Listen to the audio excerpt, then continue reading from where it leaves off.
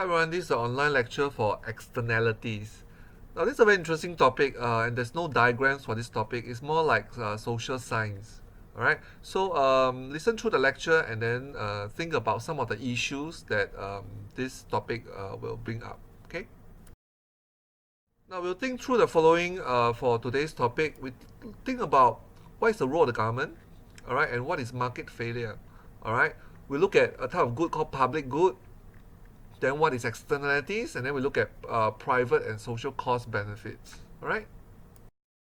Now, what is the role of the government economically?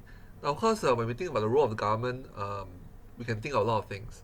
But the economic role of government in our context, government, for example, should protect property rights, make sure that the rich don't get too rich, the poor don't get too poor, income redistribution.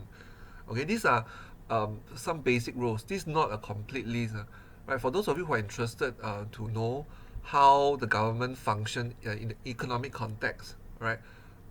We look at public finance in econs at higher levels, okay, in the universities if you're interested. Okay. Now, in our context, the role of the government also includes resolving market failure. Okay, this is a core role that the government has to step in. All right. Now, what is market failure? Let's take a look. Now, these pictures show us some goods that we need, like national defense, traffic lights, street lighting, so on and so forth. Okay. Now, all these are goods that we need, but if we leave it to the free market, that means leave it to the private sellers, they will never produce all these goods. Now, why? Now, that's because it'd be impossible to make individual consumers pay for them. Now, all these goods are like a kind of service. It's not like a solid good like a laptop or like a handphone where it's possible to give people a solid thing, something like exchange. All right, these are service, okay, for everybody. All right, so it's impossible to make the individual consumer pay for them. Now, because of this, government has to take over and produce these goods. Okay, because the private producers will never be able to make the individual consumers pay for them. So imagine, for example, you stand at a traffic junction, all right, and somebody say, "Oh, you want to use the traffic light? You pay 50 cents." But you can don't pay and use the traffic light at the same time. Okay, so you can get away without paying. It's just the nature of this kind of goods. Okay, now because of that, sellers will never be able to collect any revenue for these goods. All right, so as a result, government has to take over. All right, now we call this kind of a situation a market failure. That means the market is not able to produce these goods on its own. All right, like street lighting, traffic lights, national defense. All right, this is kind of market failure. It sounds like a very complex or serious situation. All right, but it just means a failure to produce certain goods or services that the country needs. All right, and therefore the government has to take over to produce these goods. Yeah. Now, just like I mentioned, these goods, okay, those type of goods. Now, how do we actually categorize goods? Now, we categorize goods based on this fourfold classification of goods. Now, based on two things: whether a good is rival or not. Now, rival means when you use it, does the balance gets lesser? All right. Now, imagine you have a water bottle. You drink a mouthful. The balance becomes lesser, right? Okay. There's less of the good left. Now, that is called rival. Okay. Now, non-rival means no matter how much people use the goods, there's still the same amount that's left for other consumers. Okay. Now, what are some of the goods that is rival? Any physical good, okay, like food and drink. All right. You consume food, there's less left for the next consumer. What are the goods that's non-rival? Okay, like fireworks. You go and watch the fireworks. There's still the same amount of fireworks that's left for other people to watch. Okay, it's quite an abstract concept, but you try to imagine that, right? You watch the fireworks, it doesn't decrease the amount that's left for other people. Okay, now for those of you who are more technically inclined, Starhub always say their cable, no matter how many people watch those whatever content that they have, there's still the same amount remaining that's left for other people. Okay, because of the technicality of that kind of good. Okay, so non-rival means the balance doesn't go down when people consume it. Okay, rival means the balance will become lesser. All right, that's what it means. Now, excludable means can you exclude people from consuming it? All right. How do you exclude people by price, by restrictions, whatsoever? Okay. So some goods you can exclude people from consuming it. Some goods you cannot. All right. That's the other way we classify goods. All right. Now, how can you exclude people from consuming? Let's say car and a house. Okay. Now, some people could be excluded by price, or you want to apply for HDB by requirements. Okay. Some other goods are non-excludable. You cannot stop people. Let's say, an example, National Day fireworks. You cannot stop people from looking at it. Okay, so another abstract concept, but that's true. Okay, non-excludable means you cannot stop people from consuming the goods. All right, so we classify goods by whether the good is rival or non-rival, excludable or non-excludable. Okay, these two combination. So with these two, we have four classification of goods. Now on this square here is private goods. Private goods are our regular goods. Okay, 99% of all the goods and services are private. Okay, like food and drink, car and house, pen, paper, laptop, whatever. Okay, all these goods are rival and excludable. The tangible goods. Okay, now what are goods that's rival? That means the balance will go down, but you cannot stop people from using them, like the fish in the open ocean. Okay, the ocean is so big you can't stop people from fishing. All right, but if you fish a lot, the amount of fishes left in the ocean will become lesser. Okay, so rival but non-excludable. Okay, like the atmosphere. All right, you breathe in the air, the balance goes down, but you cannot stop people from breathing it. Okay, so rival and non-excludable. All right. Now on this corner, bottom corner here, we have natural monopolies. Natural monopolies are goods that are non-rival. That means the balance doesn't go down, but you can exclude people from using it. Now we talked about the cable TV earlier. Okay, so you can stop people from using it through technology. Okay, you must sign up, you must pay a price. Okay, technology and price, you can stop people from using cable TV, so it's excludable. All right, but it's non-rival. Okay, due to the nature of the good. Okay, now this is the one that we're interested in, public good. Public good is non-rival, the balance doesn't go down, and you cannot stop people from using it, like street lights and fireworks. Okay, now let's take a look at public goods in detail. Okay, now public good is non-rival. Again, we mentioned a non-rival means the balance doesn't go down. All right, it does not reduce the amount available for another consumer.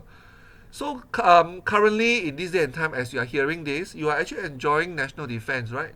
Now, when you're enjoying national defense, it doesn't mean that for me there's less national defense just because you are consuming it. All right, the balance doesn't go down. All right, same as street lighting. You walk past under the light. Okay, I walk past under the light. Okay, is there's still the same amount of illumination. Okay, so the balance doesn't go down. All right, so we call this kind of characteristics non-rival, of which public good is part of. Okay. Now you cannot stop people from using the good. Now, even if you don't want to benefit from national defense, as long as you step into Singapore, automatically you are defended by national defense. Okay, so you yourself cannot stop yourself from using it. We cannot stop anybody from using it. All right. So it's impossible to prevent anybody from using a good, where we say that a good is non-excludable. All right, you walk past under a lamppost, you cannot stop yourself from using the illumination either. Okay, and we cannot stop others from using it. All right, so this is non-excludable, the nature of the good. All right, which public good is again part of. All right. Now, when you put these two together for public goods, non-rival and non-excludable, first the balance doesn't go down, and you cannot stop people from using it.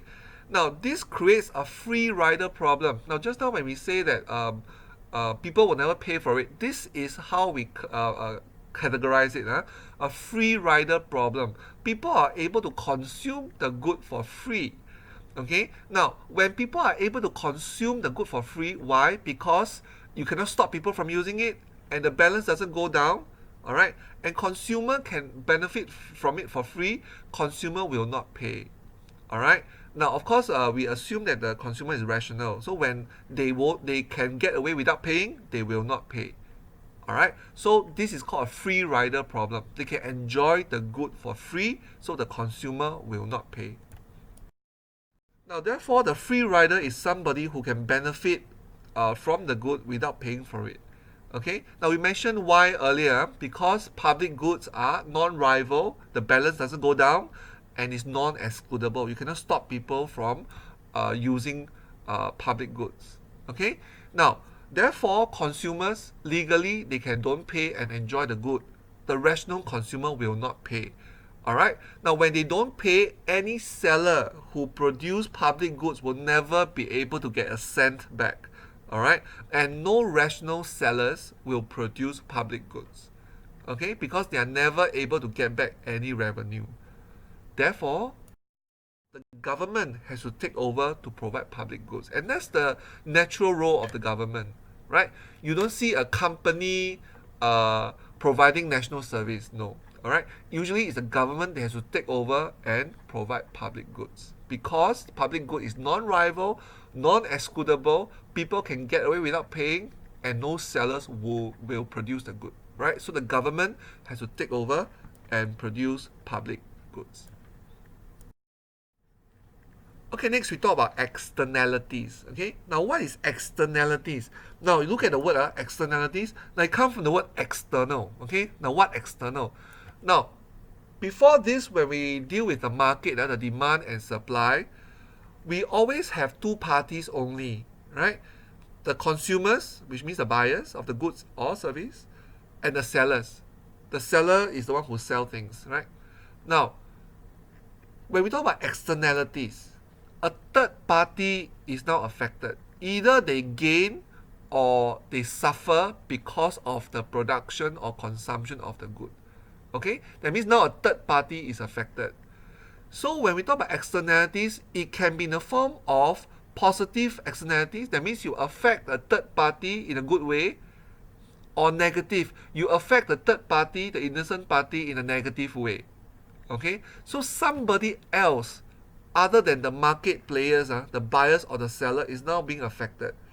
So I may not be the one who is selling the good. I may not be the one that is buying the good, but I'm affected because there's this good that's in the market. All right. When I'm affected, that's what we call externalities. Now, I could be affected in a positive way, or I could be affected in a negative way. Okay, we shall look at examples. All right. Now, this kind of externalities can come from the production of the good. Because there's production of certain goods, as a third party, I don't want to buy that good. I'm not selling that good, but yet I'm affected. Okay? So it can also come from the consumption side. All right, the consuming of certain goods, because consumers are using the good. Okay, so it's from the consuming activity, the consumption of the good, it caused me, a third party, to be affected. I didn't want the good. I'm not using the good. I'm not producing the good. I'm a third party. Okay, but I'm affected. Again, I could be affected positively or negatively, but I'm affected and have nothing to do with the production or the buying of the good. So I'm an external party. All right. So externalities means how a third party who got nothing to do with the good or buying and selling of the good is affected. Okay, and they can be affected in a good way or negative way, and the externalities can come from the production of the good or the consumption of the good. Right. Let's take a look at some examples. Okay, these are a couple of examples of positive externalities. Okay, that means a third party is affected in a good way. All right. Now, the production of a good that benefits society as a whole. So, other than the buyer or the seller, other people in society benefits. Okay, so it's a good thing. All right. So now take note, these benefits are not considered by the individual consumer or producer. When you want that good, all right, you are not considering that it can help society. You just want that good. All right. When the producer produce that good, they're not thinking that, oh, I produce this good, I'll help society. I'm just producing this good because I want some profits. Okay. But the good itself, all right, will benefit other people. Couple examples here. Now, this fair trade. Now, you can go and Google what is fair trade. They are organization that helps developing countries or third world countries achieve better price for its products. So when they can do that, it will help these countries raise living standards, okay, reduce poverty, reduce diseases, all right.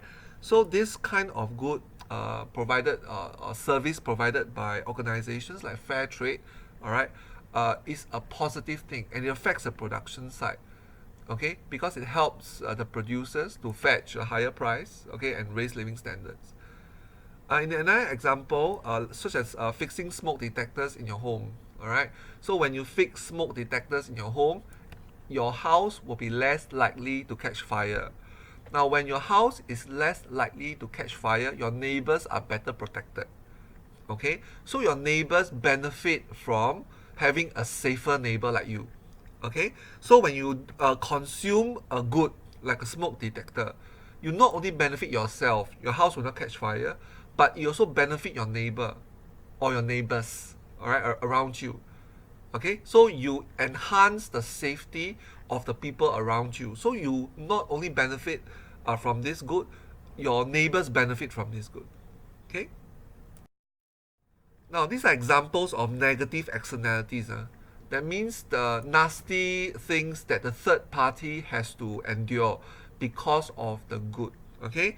Now again, we have negative externalities from the production side, all right, and from the consumption side. Okay. Now from the production side, for example, a lot of goods making requires tree-related products. Okay. Like the making of very good quality paper sometimes require a lot of young trees pulp. All right. This leads to cutting down a lot of trees, and many of these trees are young trees, which means that they never grow up to be big trees. Okay, so this will lead to clearing up a large area of the forest. So the making of maybe very high quality paper, all right, or maybe wood-related furniture can lead to deforestation. The making of the good, all right. So this will lead to deforestation and lead to maybe global warming, all right. So other people who are not using those paper, not buying those furniture, all right, has to pay the price. They are affected as well, all right, because deforestation affect everybody, especially when it affects the wider environment. Okay. Now externalities can also come from the consumption side. For example, smokers, all right, smokers, when they exhale the secondhand smoke, all right, the people nearby who are not smoking, all right, or not producing cigarettes are affected. In fact, it's more deadly for them. All right.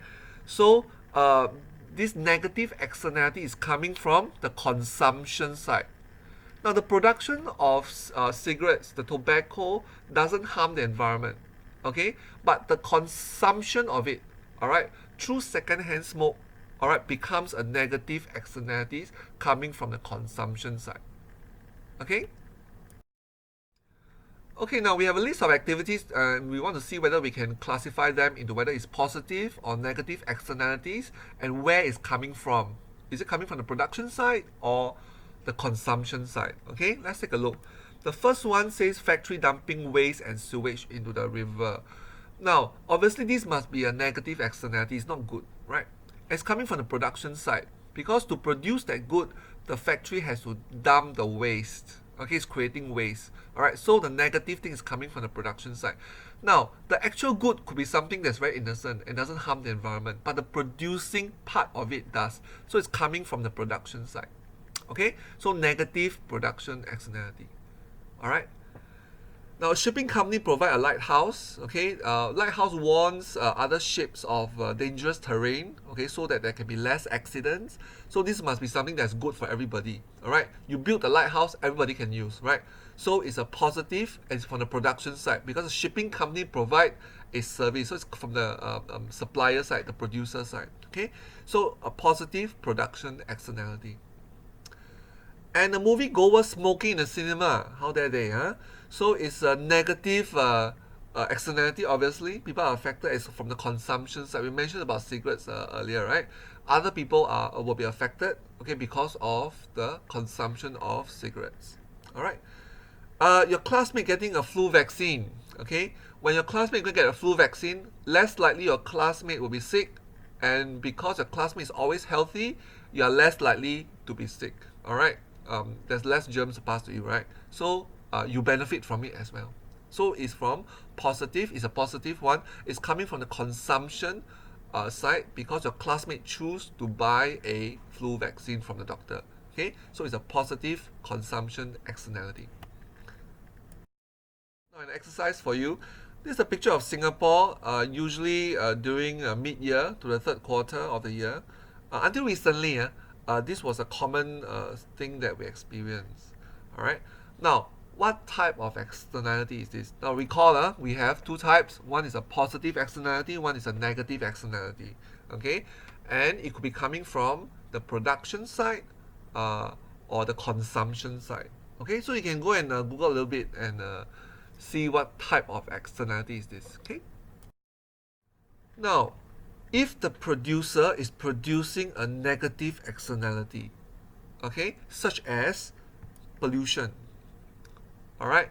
Now, we view the pollution as an extra cost that the society must bear, all right. But the producer will not be able to recognize this cost. We assume that the producer only recognize their cost of production. They only take care of their wages, their raw materials, paying utilities. They do not account for external costs. If they pollute the river, pollute the air, our assumption is the producer side will not account for this cost. All right. Now, because of this, society got to bear an additional external cost because it's a negative externality that everybody is affected. Okay. Now, therefore, when we talk about social costs of production, okay, marginal social cost, it includes MPC, all right, which is the marginal private cost, which is the regular production cost, the wages, the raw materials, the utilities. Okay, this is the cost that producer will account for, but they will not account for the external cost. All right, so they will not care whether they pollute the river or pollute the air. All right, so society now has to bear. All right, so because of this social cost of producing a good with a negative externality is higher than the private cost because there is an external cost that everyone must bear. All right, so when there's a negative externality, social cost comprises of the production or private cost and an external cost, which is the pollution. Okay, so society must bear. Now, in the case of a happier example of a positive externality, now you as a consumer, all right, will only be concerned with your own private benefit. For example, education is a good with a positive externality, all right, and it's coming from the consumption side. When more people are educated, all right, as a whole, society benefits, the economy benefits. Okay, now, but when you go and enroll for a course, okay, you won't be thinking of, oh, when I go and become a student, society benefits, that's why I'm going. No. Okay, usually when you choose a course, you will be thinking of how you benefit. All right, this diploma can bring me a good job. This diploma can bring me a chance into a university that I want to go. Right, so you'll be thinking about your own benefit. All right, so you will not be able to be concerned with society benefit. All right, this is not whether it is good or bad, we don't judge, but it's just the way it is. All right, when we buy certain things, we choose certain things, we think about our own benefits. We usually don't do something because society benefits. Okay, that's an assumption.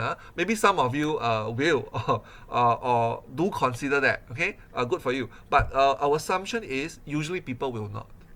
All right, now when that's the case, there's an actual social benefit to you, to everybody, when you choose to consume a good with positive externality.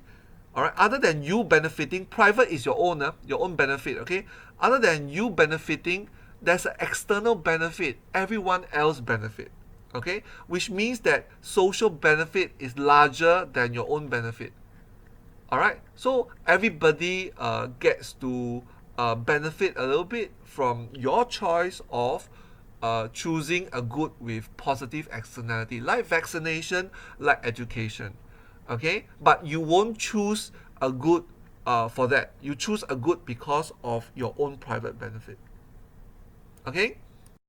I hope this chapter is interesting to you. This marks the end of the microeconomic side of our course. Okay, from next week and for the next 2 weeks, the final 2 weeks, we'll be looking at the macroecon side of our course. All right, see you next week.